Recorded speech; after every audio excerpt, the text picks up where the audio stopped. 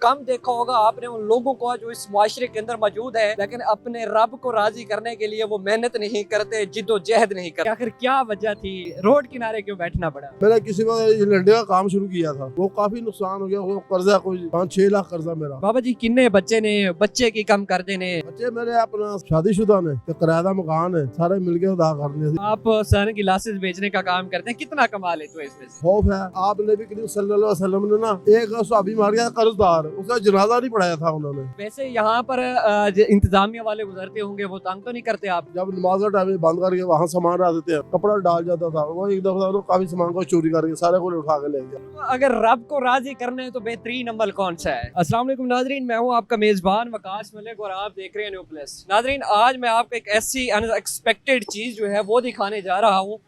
निकला था रिकॉर्डिंग के लिए, लेकिन रास्ते पे मुझे एक ऐसा मंजर देखने को मिला, यकीन माने जब आप भी ये मंजर देखेंगे तो आशीष कर उठेंगे और सुबहान अल्लाह कहने पर मजबूर हो जाएंगे। ये बुजुर्ग बैठे हैं सड़क किनारे और एक दिन में पहले भी गुजरा, इनको मैंने देखा कि ये बुजुर्ग अपने अल्लाह की इबादत कर रहे हैं, अपने रब को राजी करने की कोशिश कर रहे हैं। सामने कुरान है और कुरान पढ़ रहे हैं।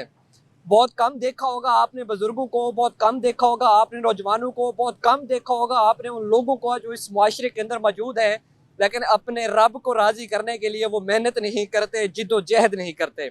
इनसे बात करता हूँ और मैं जानने की कोशिश करता हूँ कि ये बुजुर्ग आखिर यहाँ पर बैठे हैं, कुरान पाक भी पढ़ रहे हैं, लोग साफ दे रहे आते जाते भी होंगे, इनके पास रुकते भी होंगे, सामान भी बेचते हैं, हालात के बारे में भी पूछने की कोशिश करते हैं और इनकी अमली ज़िंदगी के बारे में भी पूछने की कोशिश करते हैं। अस्सलाम वालेकुम बुजुर्गो, 2 मिनट चाहिए ने सानू। अच्छा लगा मुझे, यकीन माने जब मैं इस रास्ते से गुजरा हूँ, आपको देखा है, सफ़ेद दाढ़ी है, हाथ में कुरान पाक मौजूद है। बुजुर्गो, आज रोड के ऊपर आप बैठे हैं, पहले थोड़ा सा इस हवाले से बात कर लेते हैं कि आखिर क्या वजह थी और रोड किनारे क्यों बैठना पड़ा? क्योंकि इतने वसाइल ही नहीं है मेरे, कोई दुकान खरीद सकूं या कहीं का काम और कर सकूं। यकीन माने इनका पहला जवाब मेरे जिस्म के अंदर एक ऐसी तड़प उसने पैदा कर दी, मेरी रूह कांप गई कि वसैल नहीं है। और इस तरह के बेशुमार मिसालें आपको इस तरह की मिलेगी। बाबा जी किन्ने बच्चे ने, बच्चे की कम कर देने? बच्चे मेरे अपना सारे अपना शादीशुदा ने, किराया मकान है, सारे मिल के अदा करने से किराया मकान, थोड़ी थोड़ी दे पैसे ने उन्होंने बच्चों के। 3 बेटे ने, तिन्ने शादीशुदा ने, बेटियां ने ब्याह तो अपने अपने घर ने। मतलब कि जो जिम्मेदारी फ्रैज थे वो आपने पूरे कर दिए बच्चों के हवाले से? कर दिए। एक टेंशन खत्म हो गई, बच्चों के फ्रैज पूरे हो गए। एक टेंशन बाकी है कि एक दो ये मैंने किसी वक्त लंडे का काम शुरू किया था, अच्छा। वो काफी नुकसान हो गया। वो कर्जा कोई 5-6 लाख कर्जा मेरा, वो नहीं उतरा। खौफ है कि आप नबी करीम सल्लल्लाहु अलैहि वसल्लम ने ना एक सहाबी मार गया कर्जदार, उसका जनाजा नहीं पढ़ाया था उन्होंने। तो मुझे ये खौफ है कि याला मुझे कहीं से ऐसी मदद आ जाए कि मेरा ये कर्ज उतर जाए, और ये जो अपना या मेरे थोड़े जगह पैसे मिल जाए, यानी कि कम 50,000 ही मिल जाए, ताकि मैं ये काम बढ़ाऊँ आपका। इससे मुझे ना कम से कम 1500-2000 मिल जाए, कुछ कर्जा होता जाए, कुछ घर का खर्चा चल जाएगा। ये आप सन गिलासेस बेचने का काम करते हैं, कितना कमा लेते हो इसमें से?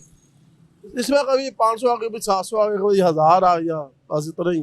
क्यों माल नहीं है ना, मेरा माल है तो फिर तो 2-2.5 हज़ार कमा लूँ मैं, 1500-2000 कमा लूँ। पैसे नहीं है मेरे पास, और किसी से भी अगर पैसे मांगता हूँ, अब कोई तुम्हार यार उधार दे दो, 5,000 रुपये मिला करके दे दो, 50,000 दे दो, तो वो देता नहीं। वो कहता जमाना मजदूर आदमी कौन जमानत देगा, फुटपाथ पे बैठे हुए, या किराए का मकान जिसका, उसको कौन जमानत देगा। घर का किराया रेंट कितना है?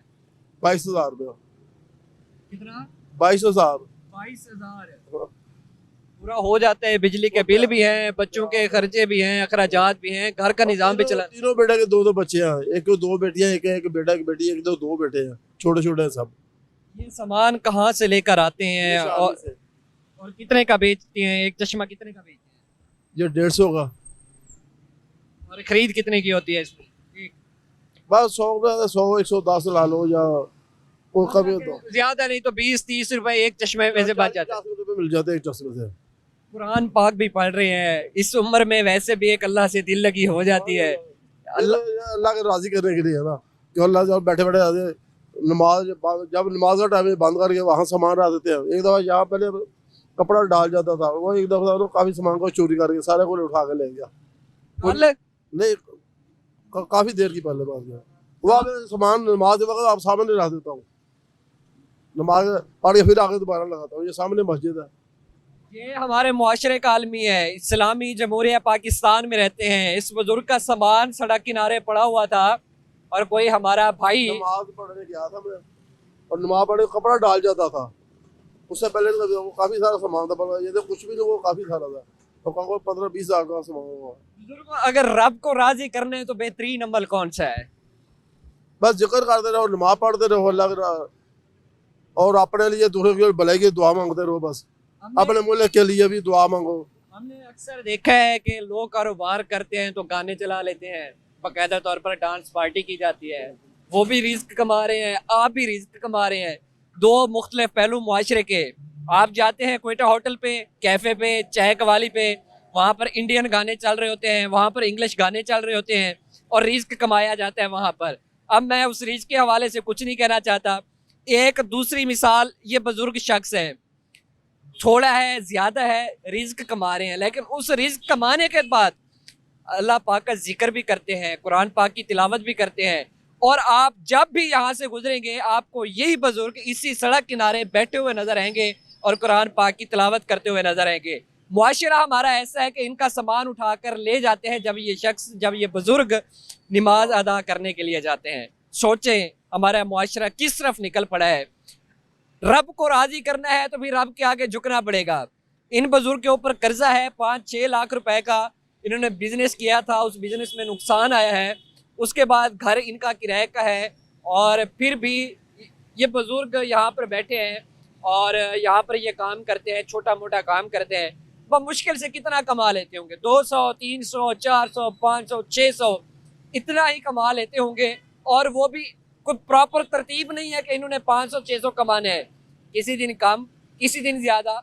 और यहाँ पर तो हो सकता है तो किसी दिन बिल्कुल कुछ भी ना कमाते होंगे, खाना शाना घर से लेकर आते हैं, यहाँ कोई लोग हेल्प वगैरह करते हैं यहाँ पे?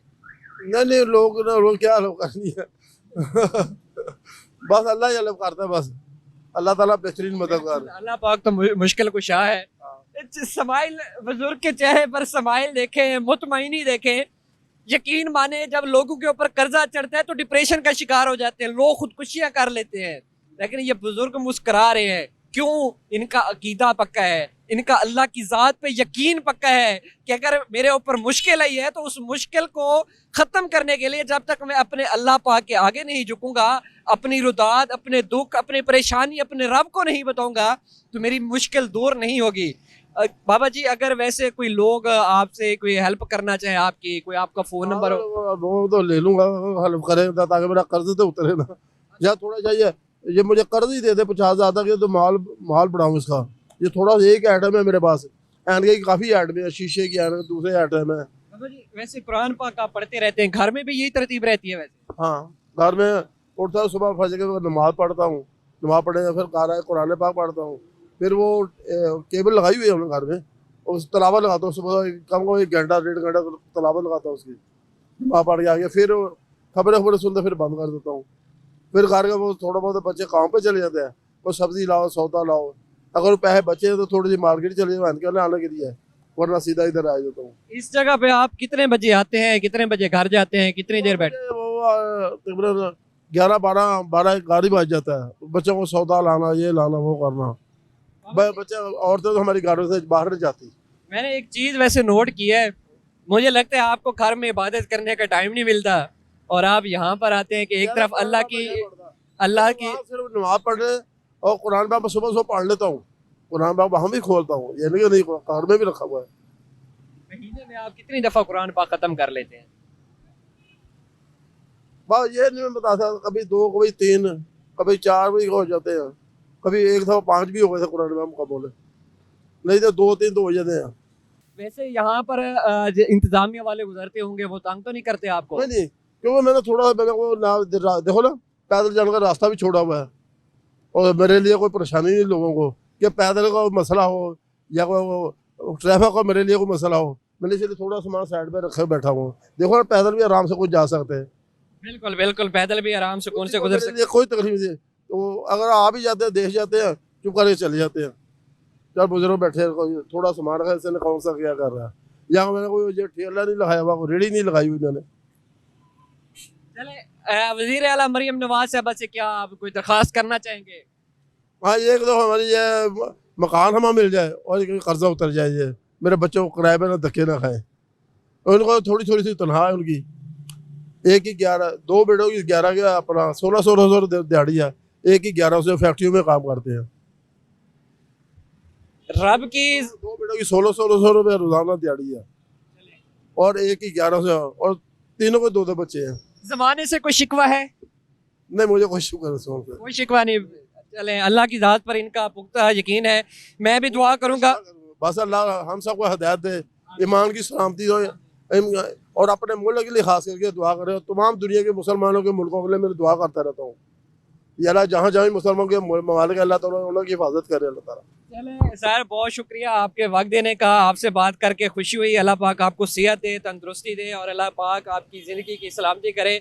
नाजरीन, कुछ बुजुर्ग ऐसे होते हैं जब उनको घर में इबादत का टाइम नहीं मिलता, अल्लाह पाक से बात करने का वक्त नहीं मिलता, तो फिर वो एक छोटे छोटे ऐसे किनारे ढूंढते हैं जहाँ पर बैठते हैं, अपने रब से बात करते हैं, अपने रब को राज़ी करने की कोशिश करते हैं, ताकि हमारी जो दुनियावी ज़िंदगी है वो भी संवर जाए, और जो हमारी आखिरत की ज़िंदगी है वो भी संवर जाए।